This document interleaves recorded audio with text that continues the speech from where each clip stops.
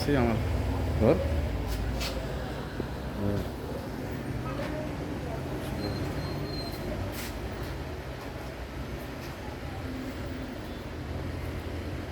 আসসালামু আলাইকুম। কাজী furniture gallery থেকে সবাইকে শুভেচ্ছা অভিনন্দন জানাচ্ছি। আমি কাজী মেহরুজ। আজকে আপনাদেরকে দেখাবো একটা রানী গোলাপ কাঠ। এই কাঠটা আজকে ফিনিশিং করা হলো আর আজকে চলে যাবে ময়মনসিংহ আপনার সৌদি প্রবাসী আব্দুল কুদ্দুসের বাসায়। উনি এটা আমাদেরকে অর্ডার দিছে।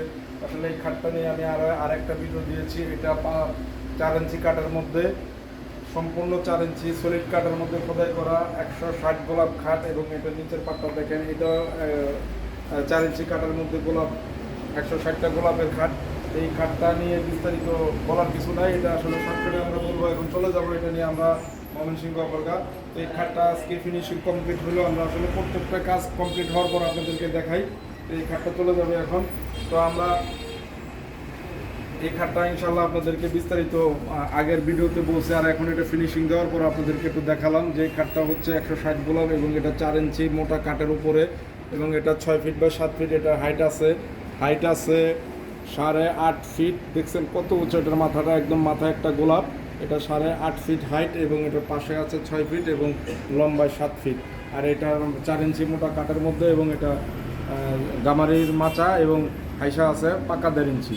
তো এই খাটটা নিয়ে আমরা এখন চলে যাবো ইনশাল্লাহ। আমরা কাস্টমারের বাসায় গিয়ে দেখানোর পর, সেটিং করার পর আপনাদেরকে আবার ভিডিও করে দেখাবো। এটার অবশ্যই একটা আমি সেটিং ভিডিও দিছি, কেমন আপনাদের দেখতে কেমন লাগে।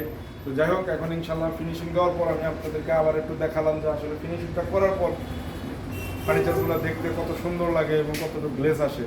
তো সবাইকে অনেক অনেক শুভেচ্ছা। যদি আমাদের ফার্নিচার আপনাদের ভালো লাগে অবশ্যই সাবস্ক্রাইব করবেন। নিত্য নতুন ডিজাইনের আধুনিক, এবং প্রত্যেক মাসে আমাদের একটা করে নতুন ডিজাইনের খাট আসে, এবং আধুনিক ডিজাইন এবং আনকমন।